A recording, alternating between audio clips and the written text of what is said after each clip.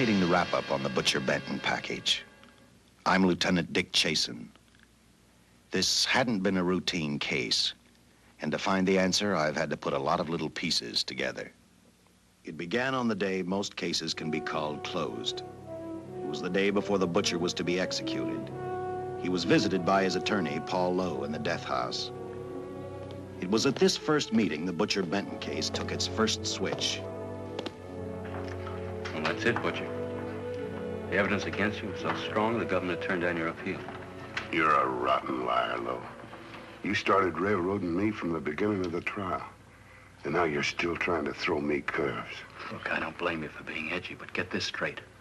I didn't double-cross you. I never worked harder for a client. You mean you never worked harder for a client to get him sentenced?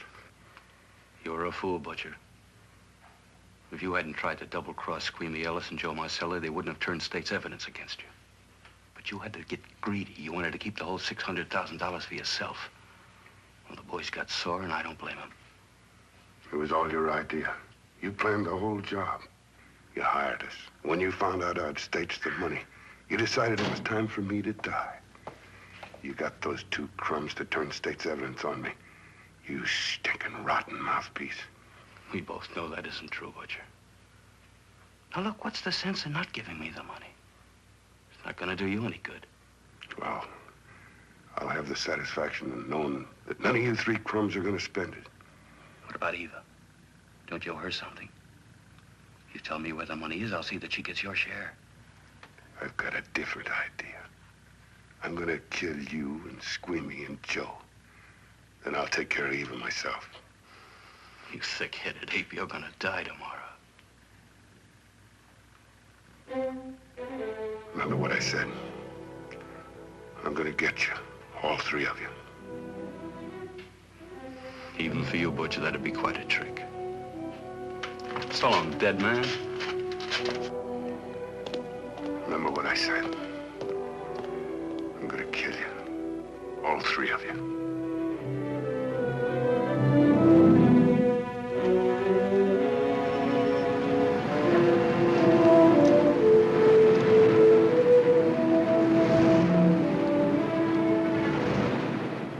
Back in Los Angeles, two men sat in a bar room listening to a newscaster tell his headline story.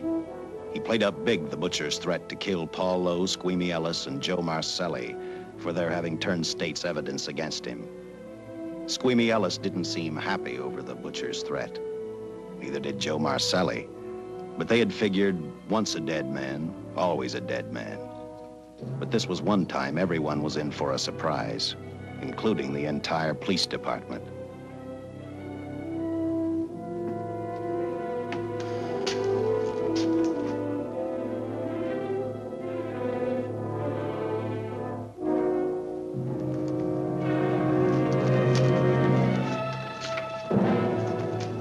Seen the headlines, Captain? Teletype just came in from San Francisco. Butcher's execution is set for 5 o'clock this afternoon. And like the newspapers say, he still refuses to talk about that stolen money. Well, I still have hopes of coming up with something. That's what I dropped by for, Dick. With Butcher's execution, the department's marking it case closed. That means you'll be reassigned. I've spent a whole year trying to break this case. As far as I'm concerned, Butcher's death is just the beginning. Of course, I can't prove it, but I think that Paul Lowe was the top man.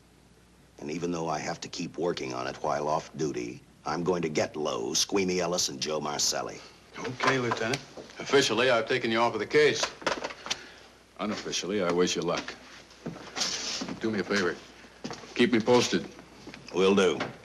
Thanks, John. I headed for Eva Martin. She worked in a local burlesque house. I'm a cop, and my job is to ask questions and get answers. So I decided I might as well start again with her.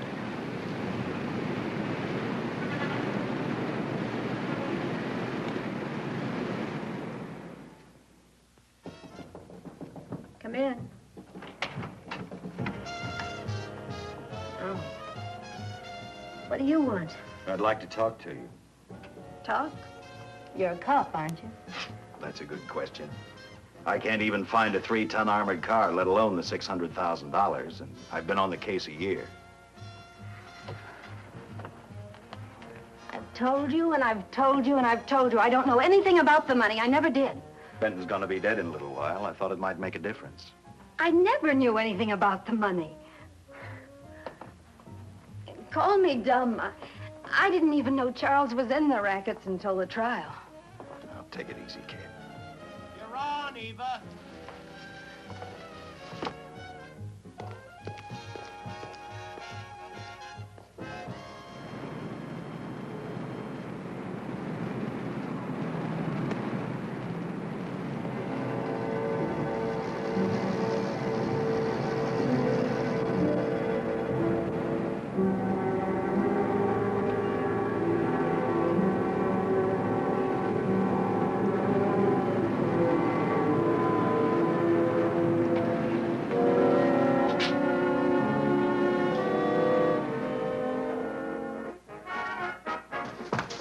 Honey, here's your wrap.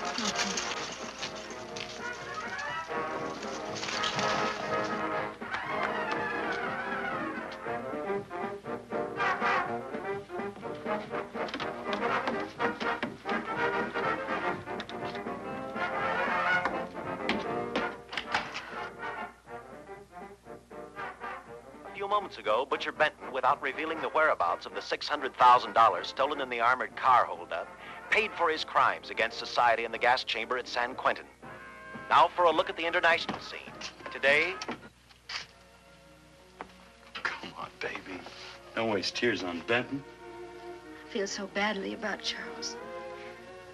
If I'd known, maybe I could have done something. How about a drink? We could both use one.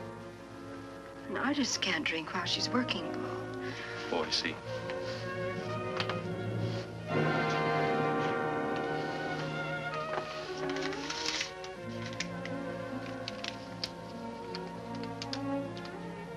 What's that? Well, now what's the matter? It's a message from Charles.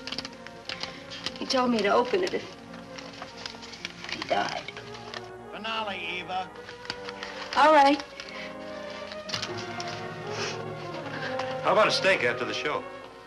No, thanks. Not tonight, Paul.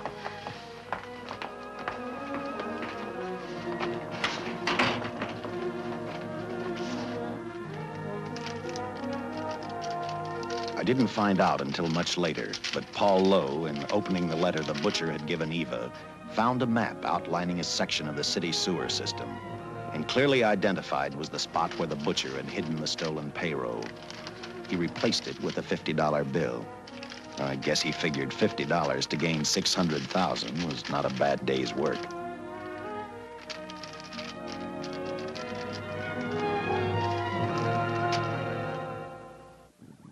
And a few hundred miles away in San Francisco, the case took another switch, which turned the next 72 hours into one long, hideous nightmare. Dr. Bradshaw, a distinguished biochemist, was making preparations for a final experiment which he hoped would lead the way to a cure for cancer. He'd been successful with laboratory animals. The last step called for a human body. And Dr. Bradshaw's assistant quickly made a deal with a local mortuary and returned to the laboratory with the dead body of Butcher Benton.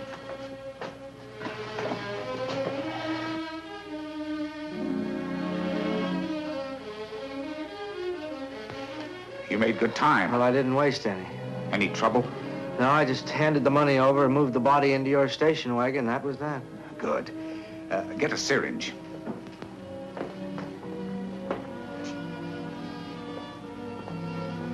He's in good shape. Well, I hope so. We'll get other blood samples later. We'll run this one through fast. Right. Now wheel him into the machine and then raise him. Right.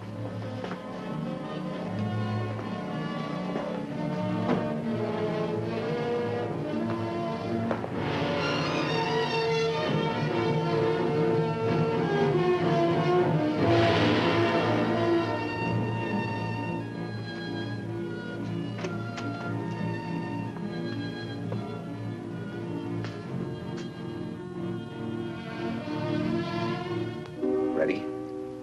You mean you're going to give him 287,000 volts? Yes, yes. I'll get the fluoroscope set. We'll check with that before we start dissecting. Turn off the lights.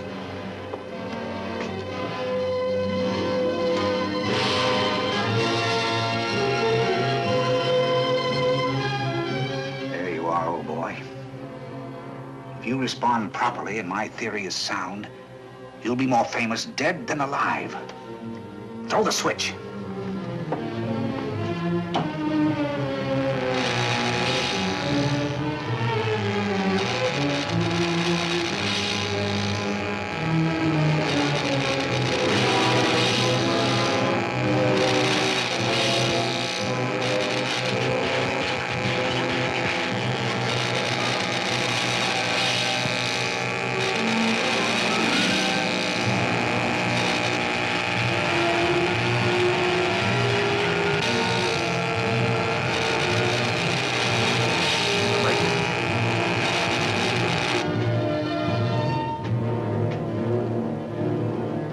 Wait, I thought I saw a pulsation of the heart. You're right. Dr. Bradshaw is beginning to breathe. You've brought this man back to life. No. The heart muscle has simply responded to a terrific electrical shock, that's all. Yes, but it does prove that the cells still function. Dr. Bradshaw, he is alive. A shock reaction, it can't last. His cells are multiplying now, if your theory is right. If we could keep that reaction going longer. But it's worth a try. Get the body out.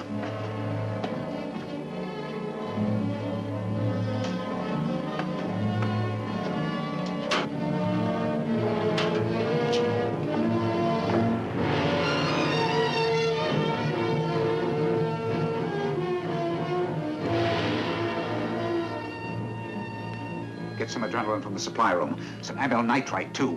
Hurry, hurry.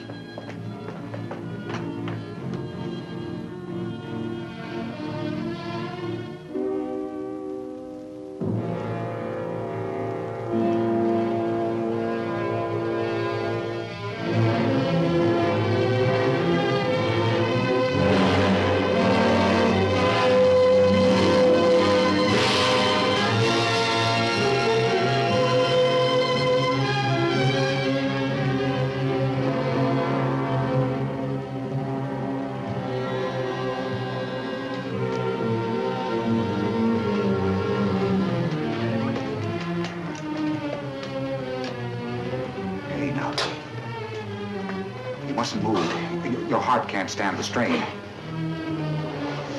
Now, you must lie still. Please, please. Easy now. Easy. Easy. You must lie. Easy, please.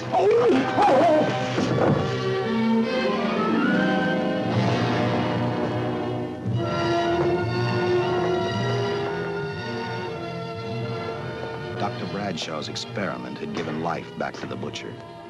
He tried to talk, but the electrical voltage had burned out his vocal cords. Yet it hadn't destroyed his brain. He knew who he was. He knew who he hated.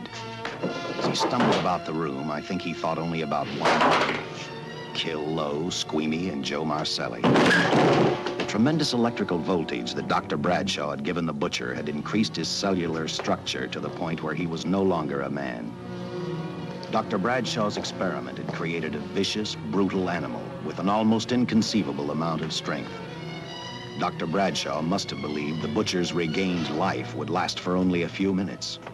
Therefore, instead of calling for help, the doctor decided to handle his creation alone. Now, easy, Benton. Just relax. I'm a doctor. I want to try to help you. Do you understand me? You're in my laboratory.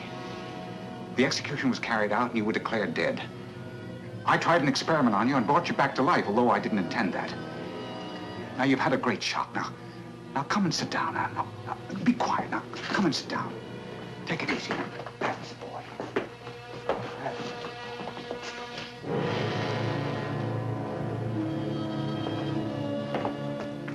Careful. His reactions are violent. How do you explain this? Each cell must have multiplied 100 times, perhaps thousands. His strength is unbelievable. No, it's too late for the amyl nitrite. I want to get some blood samples, make some tests on him, find out what's happened. Get me a syringe.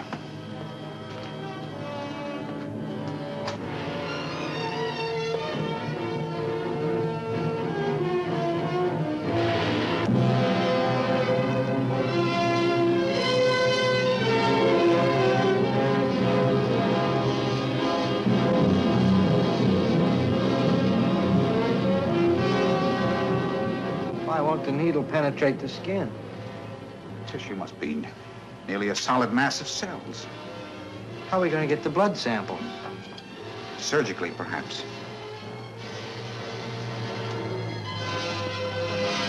Now, easy, man. Take it easy. You can't leave here now. I'm responsible for your being alive.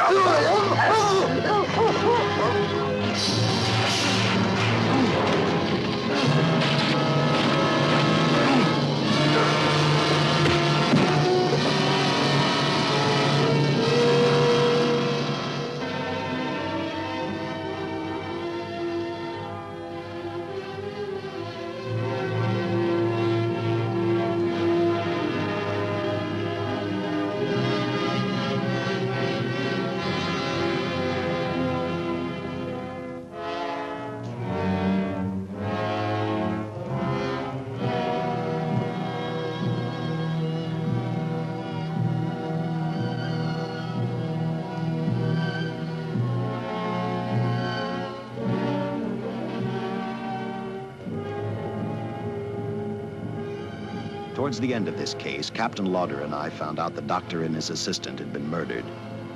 But I'm getting ahead of my story. The butcher didn't know how he had been brought back from the dead, and he didn't care. All he knew, he was alive. Then this monster-made man started thinking about Los Angeles.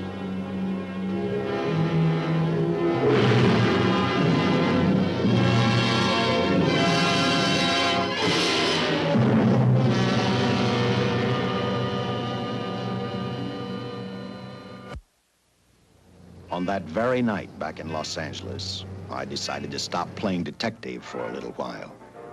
I went to the burlesque house to ask Eva to have dinner with me. After all, the butcher was dead, and if I got lucky, sooner or later, I figured Paul Lowe would lead me to the stolen payroll. In a way, that possibility made me even feel better. It's not fair to watch the show from backstage. Next time, I'll pay admission. I take it by that remark you like my routine.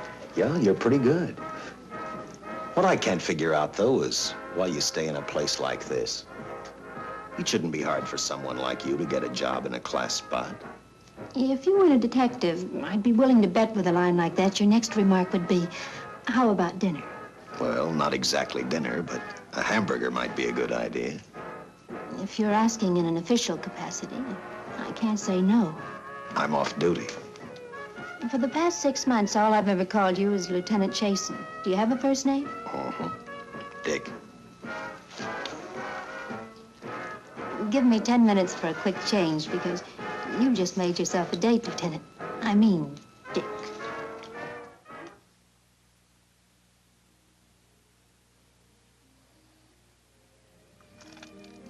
You know something, Dick? I haven't had hamburger in the front seat of an automobile with a guy in a lot of years. Well, from now on, we'll do it more often. It's funny.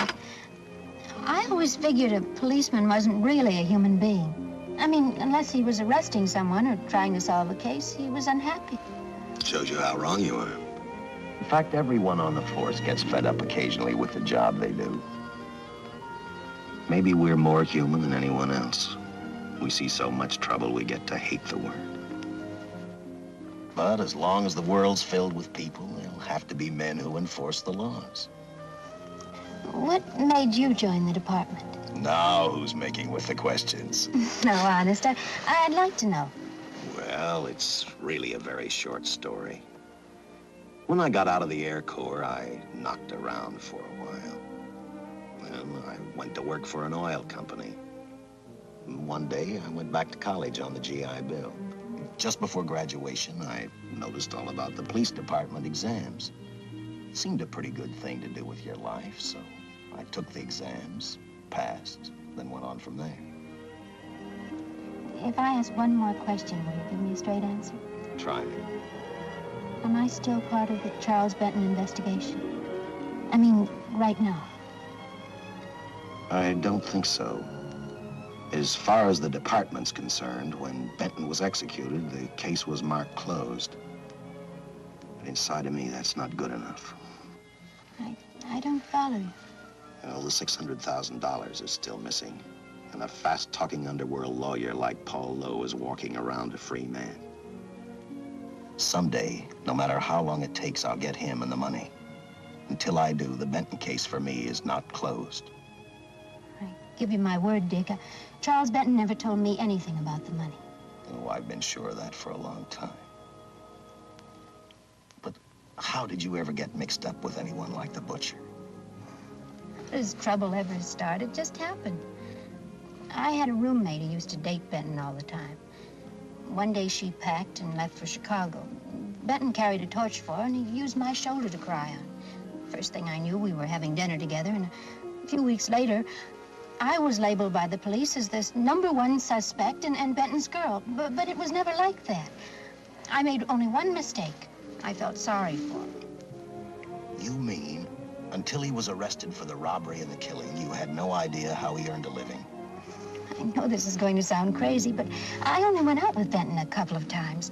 And all we ever talked about was Madge, my old roommate. The last time I saw him, he tried to get too friendly, and that's when I told him he had the wrong girl. But like I said, I'd already made my mistake. What about the burlesque house? How do you two fit together? You sound like a lot of other people. I left a small town a couple of years ago because I won a beauty contest, and the first prize was a screen test. Da, da, da, da. After which, nothing happened? That's right. Only, it was pretty rough. And then one day I read an ad about girls wanted for a burlesque show. I auditioned and I got the job. You know something? It's like any other job. If you're looking for trouble, you can find it even in a schoolroom. Well, when the screen test didn't work out, though, why didn't you go on home? Well, first you have to have a home to go back to. My folks are dead, so Los Angeles was as good as any place else. I don't know about you, but I do 8 shows a day, and at this hour, I'm bushed. I know what you mean. Mind if I drive you home? No. And I'll tell you something else. I haven't minded anything about tonight.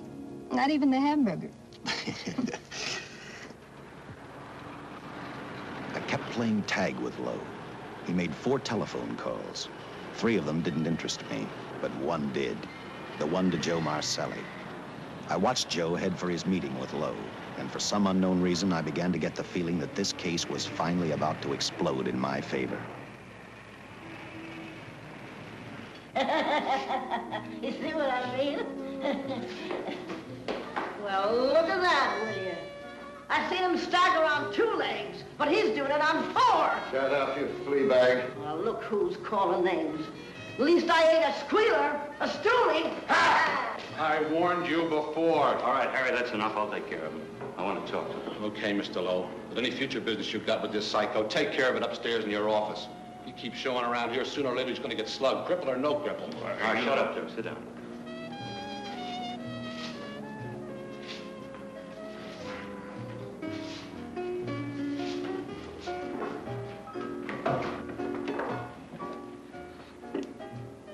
I need a shot, bad.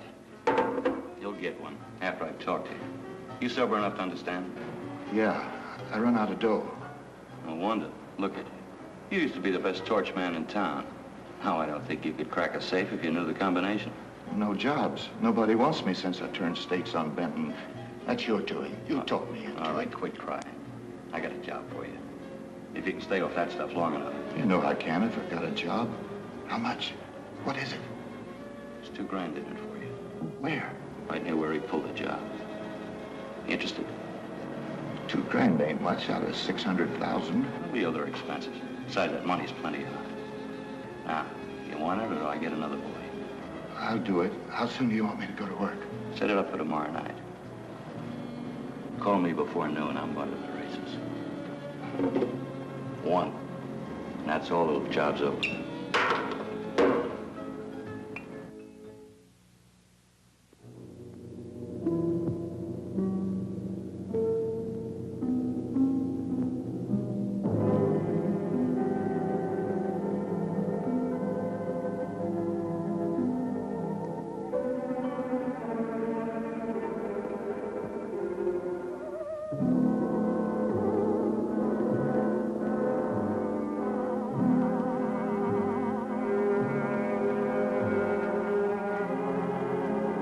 The butcher was walking slowly toward Los Angeles. He'd traveled through wooded hills to prevent being seen by anyone. Finally, he came to a quiet road. He stopped to get his bearings. And then he saw her, and he saw something else, an automobile. For the butcher, that rang a bell. With a car, he knew by the next afternoon he'd be in Los Angeles in plenty of time to catch up with the 3 men who had double-crossed him.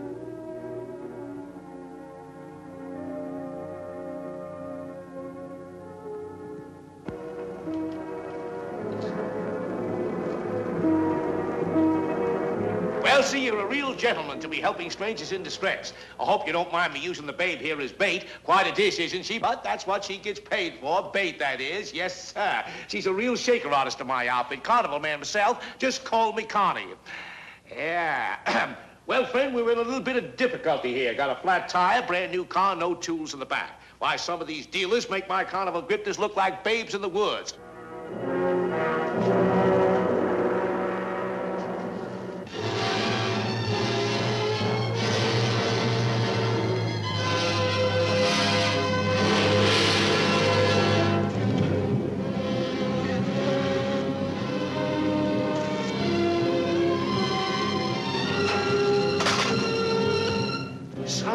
Holy. Say, who you with, friend? Let it down. Let it down. No matter who you with, friend, believe me, I can do better for both of us. I'll make a fortune for the both of us. Oh!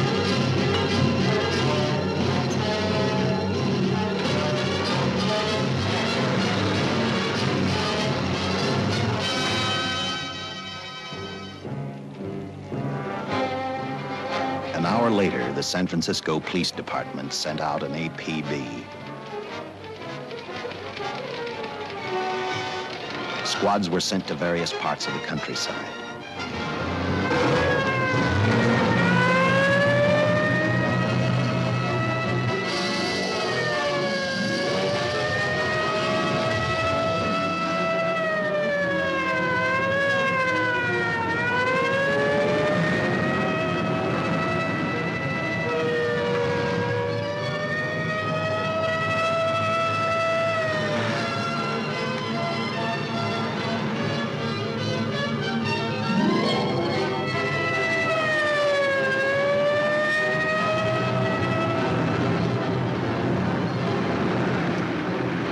Roadblocks were thrown up to catch the cold-blooded killer the hysterical girl had described. Each squad kept reporting back to Central Headquarters, and each of their stories was the same. So far, none of them had spotted the car the killer was driving. Orders were given to shoot to kill, because from the girls' further accounts, they realized they were dealing with a maniac.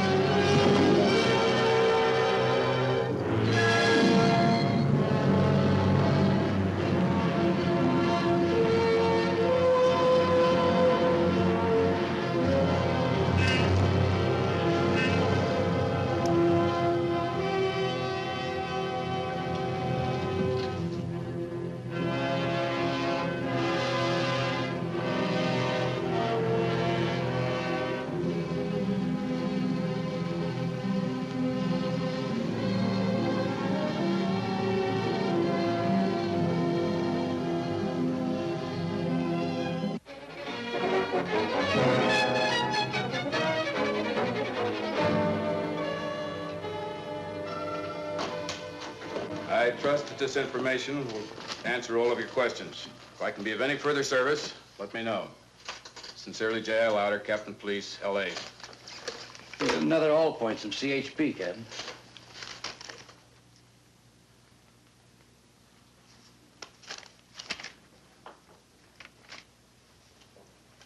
These reports sound like they come from a bunch of loonies. You sure do. There it is. Sergeant. Yeah. I want Lieutenant Chasen to look these over as soon as he comes in. All right, Captain.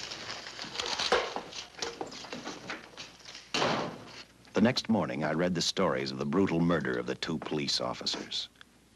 I also read the witness's statement about the bullets having no effect upon the killer.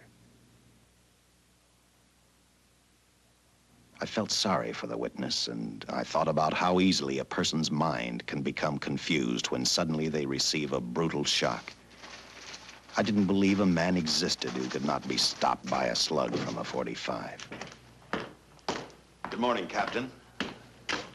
You and the rest of the force are going on 24-hour duty. Seen the headlines? You mean this guy that's running amok up north? Yeah, the latest report, he's killed 2 police officers. Made a getaway in a green coupe heading south. I've got a hunch this killer's gonna be our baby. He could be in town right now. Yeah. You better get started, Lieutenant. Okay. Any new leads on that holdup money? I think the girl can probably be counted out. If any of the others are wise, they're keeping mighty quiet. Well, let it ride for now. The whole force is gonna be on the spot until we catch this killer. Newspapers will have a field day.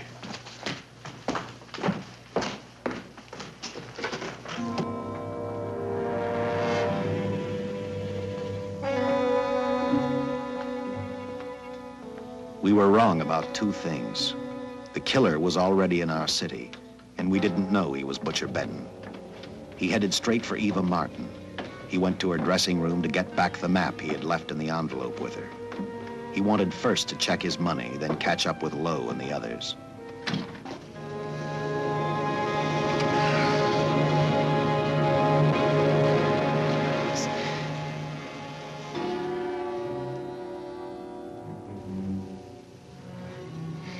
Can't be. But you do look like him. Only different somehow.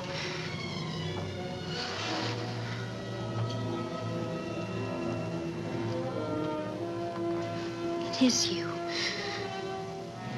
Why didn't somebody tell me? What's happened, Charles? Those look like bullet holes. Are they?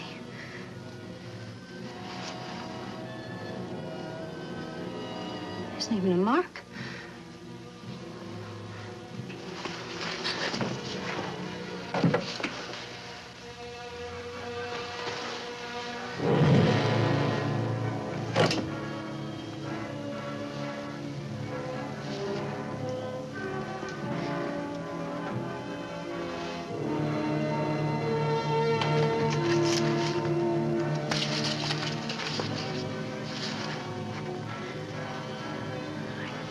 I opened it like you told me, and I found the $50. I didn't know why you left him. Paul didn't know why he was here.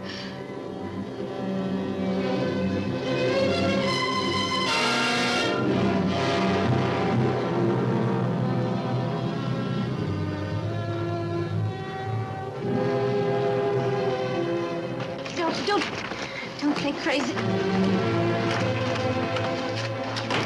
The name of Paul triggered his hate. He left her dressing room and started for Squeamy Ellis and Joe Marcelli's place. Because he knew, with them out of the way, Paul Lowe couldn't open the strongbox where the money was hidden. He thought of Squeamy and Joe first. He was saving Paul Lowe for last.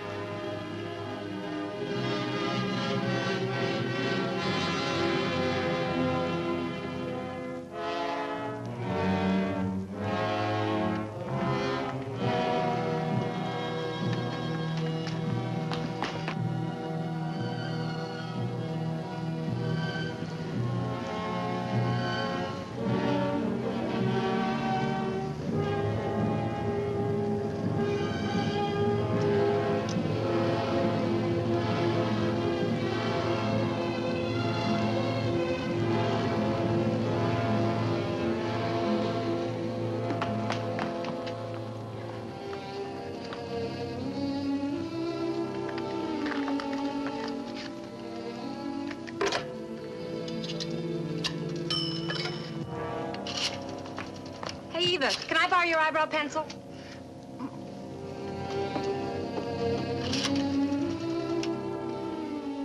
Operator, get me police headquarters. Lieutenant Chasen, please. When do you expect him? Well, tell him Charles Benton is alive, and even bullets can't stop him. I'm not crazy. Just say a friend of Charles. He'll know.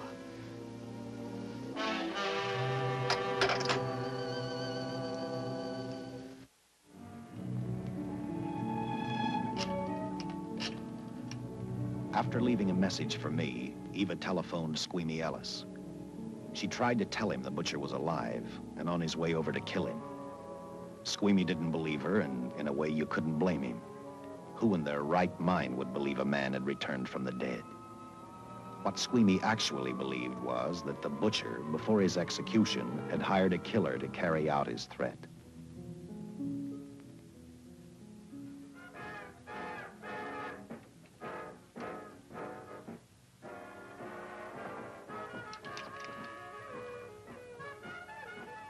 You sick? What? You don't look so good to me. 10 minutes, Eva. All right. Say, Eva, I could take over the matinee trick for you. What? It's easy. Look, Eva, I can do it.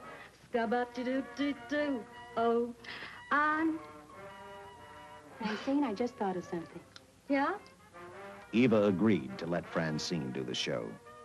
She hoped she'd be able to interrupt the butcher before he arrived at Squeamy's hotel. Or, failing that, at least be able to warn him to stay out of sight. You wanted me, Captain? Yeah, I just had a rundown on those fingerprints of the stolen car up north. We got nothing on the driver who was killed or the woman with him. Take a good look at these. There's something funny about these. Yeah. And the boys in the lab can't figure it out either. Those are the killers. They were found on the steering wheel. Looked like they'd been stamped in with a steel die. They sure do. These are Butcher Benton's. What? Well, they look the same to me. How do the lab boys explain that? They don't. Their best guess is a twin brother. An identical twin could have the same pattern of whorls with only slight variations. Ever hear of the butcher having a twin brother? No. Even if he did, it wouldn't explain these freak prints. You didn't pick up your message, Lieutenant. Some wacky dame calls you. And she says Charles Benton is alive, and bullets won't stop him. If we buy the twin theory... Who was she? Where'd she see him? Well, she wouldn't leave her name. Sounded kind of hysterical to me. Said she was a friend of the butcher's. Eva Martin. Get over at the Follies and see what that girl knows. Yeah. Some guys have all the luck. I never drew an assignment to the Follies.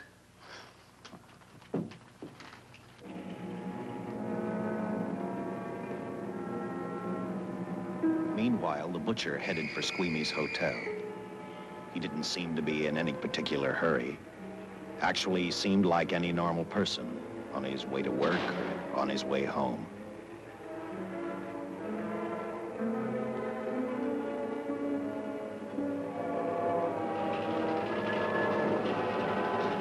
He rode up Angel's Flight, arrived at the top, scanned the hotel building, and then noticed the only exit from Squeamy's apartment, a fire escape.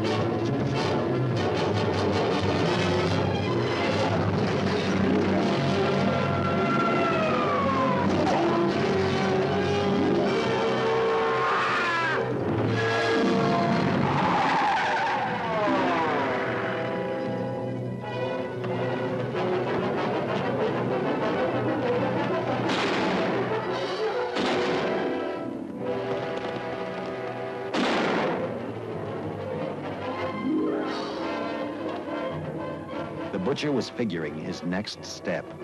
And as he looked at the dead cop, he thought about Paul Lowe, the next man on his list. Seen Joe Marcelli? Not since last night when I told him I didn't want him around here no more. Give me a shot.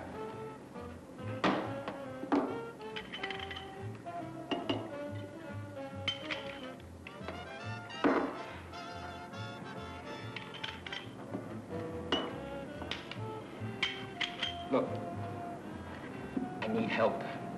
Just found out that Benton's hired a killer to get me.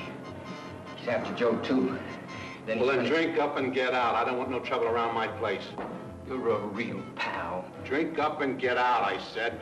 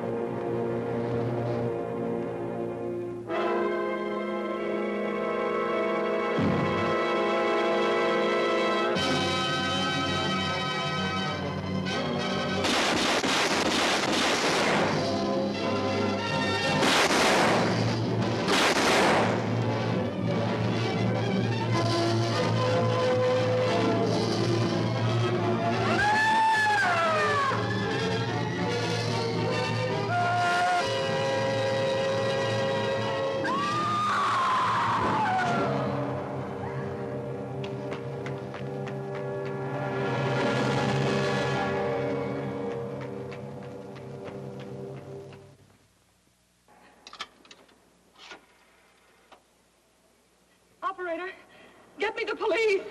Police! Yes!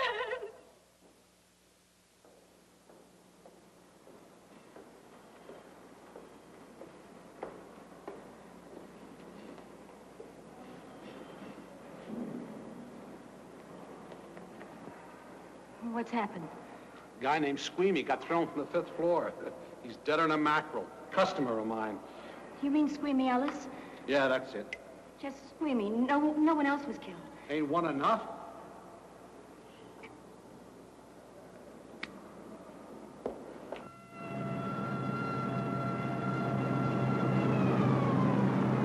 I tell you, the bullets never even phased him. He must have been wearing a bulletproof vest. God help us when the papers get a hold of this. Keep an officer on duty here till you hear from me. We'll get a stakeout on Joe Marcelli. I'd like to talk to Joe. Lauder, I'm going to call San Quentin. Suppose Benton is alive. Every available man's been put on the case now. Yes, sir. All right. All right. Anything new? Report on Dr. Bradshaw, owner of the station wagon. The San Francisco police located his laboratory in the basement of an electrical power receiving station. Bradshaw, what's he know? He's dead. And another man, too, his assistant. The lab is a shambles. But now we're getting some action from San Francisco. Benton's body never arrived at the mortuary where it was supposed to go. An attendant there finally broke down, admitted he picked up some quick cash by handing the body over to a man he was unable to identify. The man was driving a station wagon. Blast it, man. The chief's on my neck, and the commissioners are on his, and the mayor's on theirs. Now, am I supposed to tell them that our killer is a dead man? They found a notebook in Bradshaw's lab. It ties his experiments in with a Professor Dwiggins at Caltech. I hope to hear from Dwiggins soon. Captain, report from the valley on a hysterical woman. Reports the presence of the killer. There's the location. Let's go.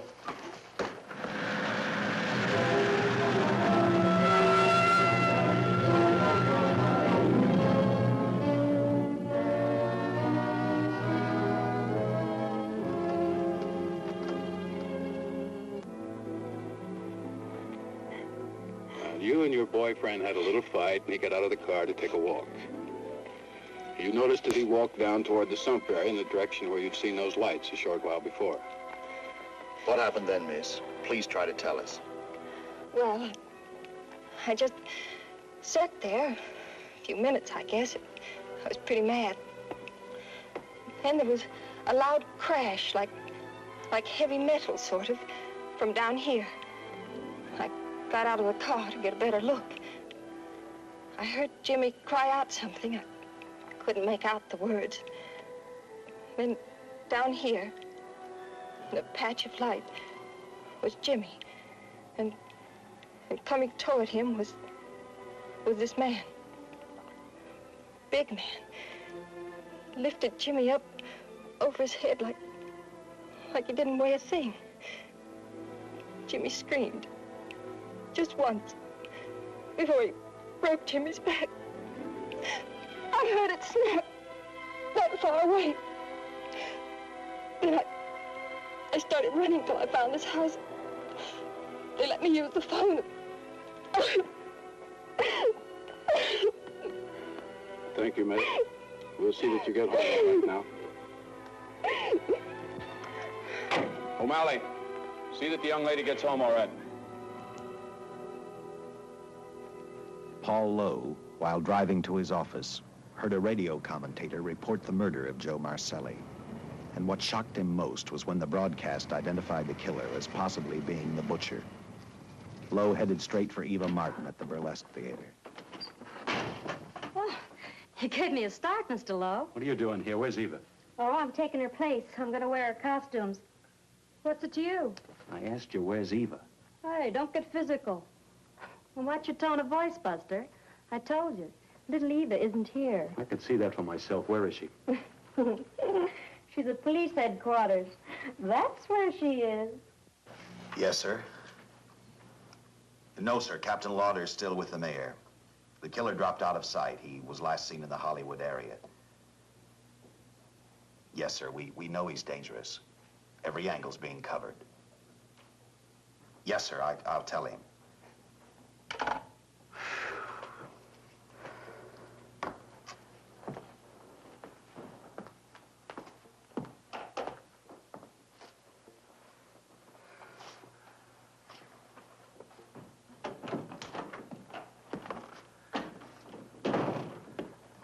Here, see how these fit.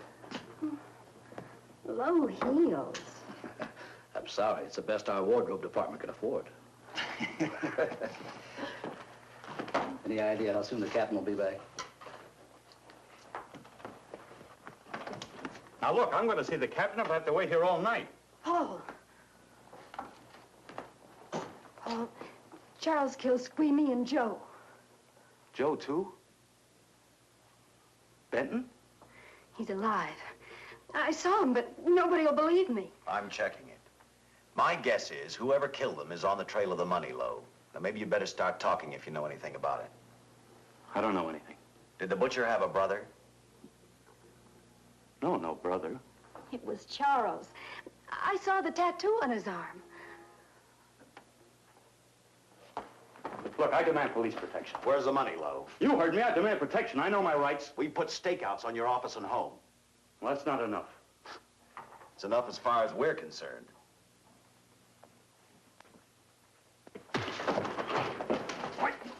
Now you gonna book me, Sergeant? Then throw away the key.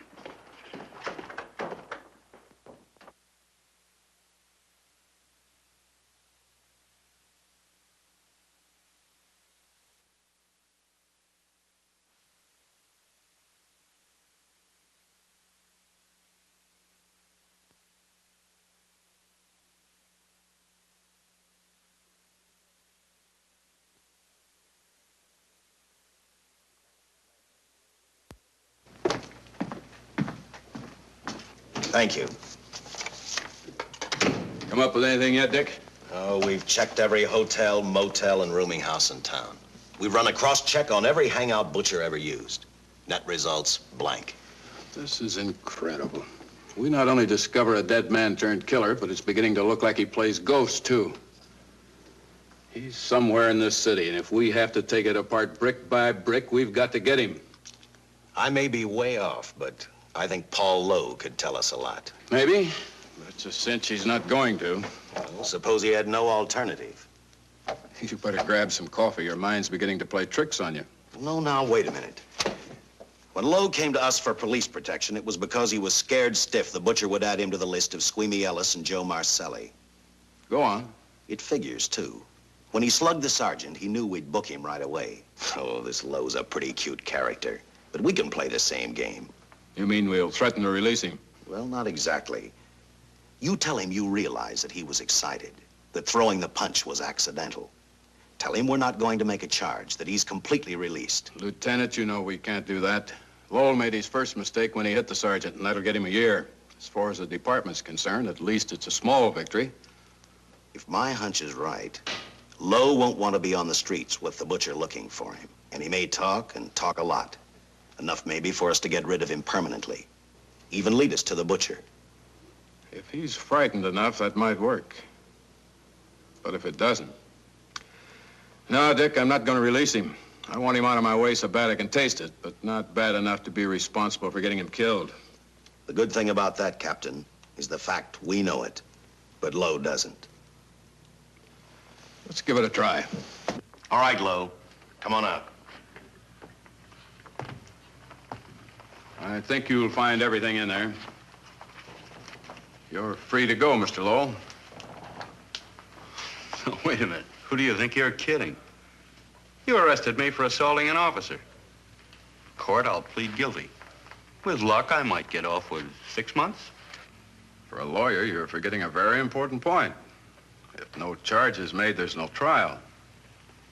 It was a tough day for everyone. We figured your nerves were on edge, and when you threw the punch, you didn't know what you were doing. I've squared everything with the sergeant.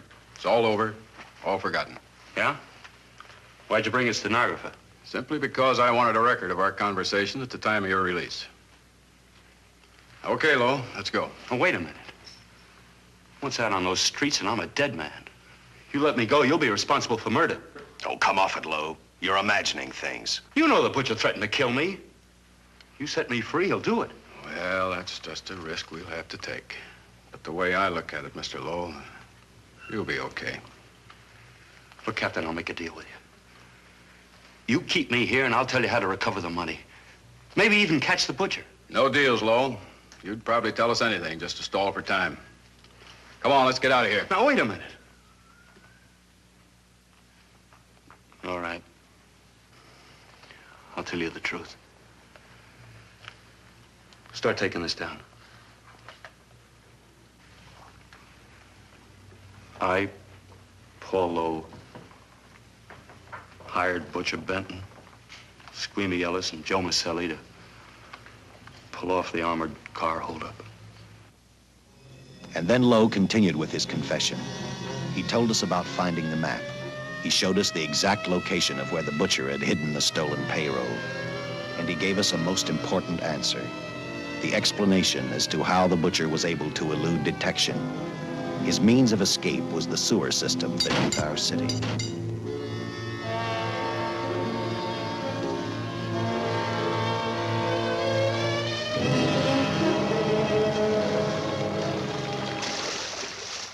The department went to work fast.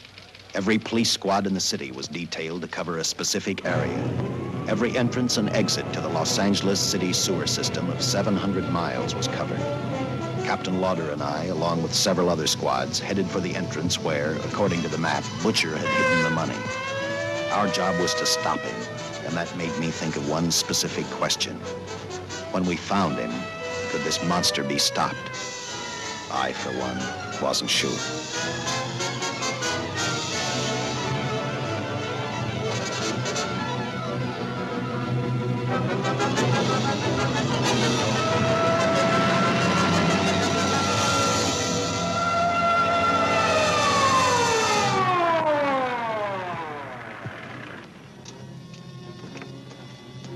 Everything all set, Lieutenant?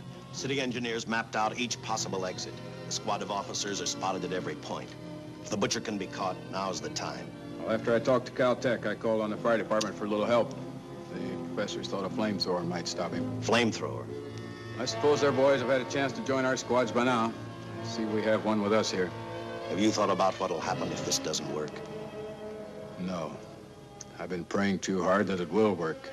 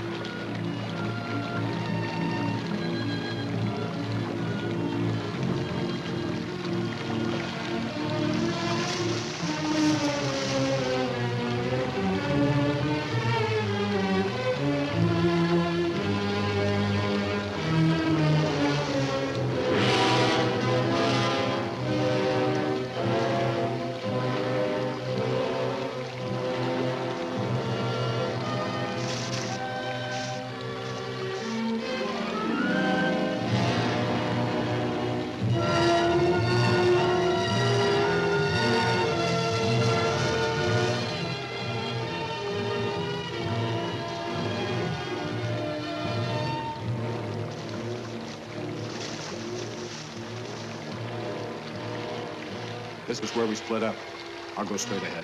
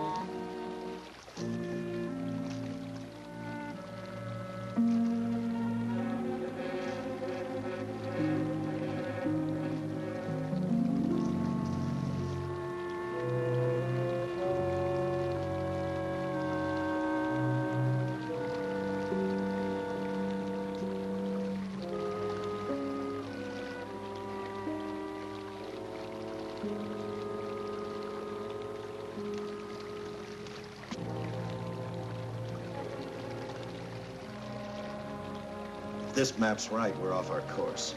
We'll have to backtrack.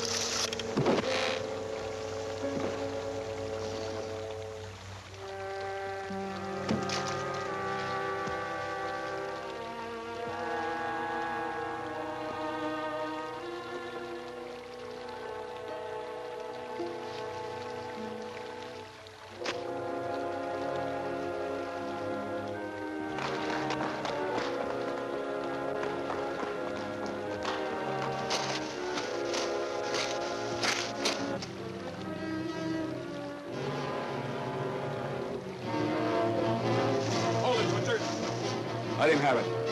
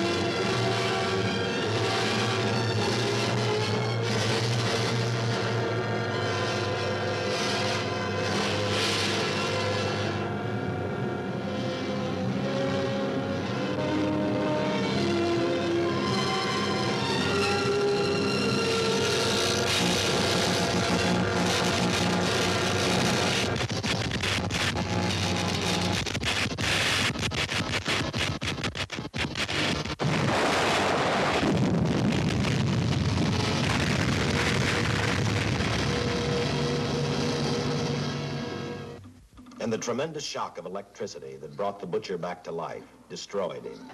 The $600,000 stolen in the armored truck robbery has been recovered. Case closed. Well, here are the scientist's comments for your records. I had to fill in a few spots with my own guesses, but I guess that's about the size of it. Did you get any sleep? Oh, some. Not much. How's the girl today? Well, I called the hospital about an hour ago. She'd gone. Gone? Where? Well, she told him she was a working girl and that she'd been away from the job too long already. Quite a girl. Yeah. Say, how about that time off I've got coming? 48 hours, beginning right now. Get some rest, Dick.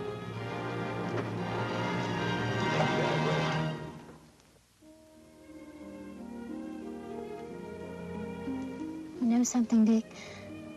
The past 72 hours seem like a bad dream. That rest in the hospital today really gave me a new lease on life. Now that it's over, I can't believe it actually happened. The important thing is to remember it is all over. I suppose you'll be assigned to another case. I'll have to give up hamburgers in the front seat of the car for steaks in a restaurant. No, I've thought about that. In fact, I decided to do something about it. I started by talking the captain into a short holiday, and just about an hour ago, I got you fired. What? What did you do that for? I figured that being my wife would take up all of your time. Even if I wanted to say no, I couldn't. You're not supposed to say no to a detective. I figured that, too.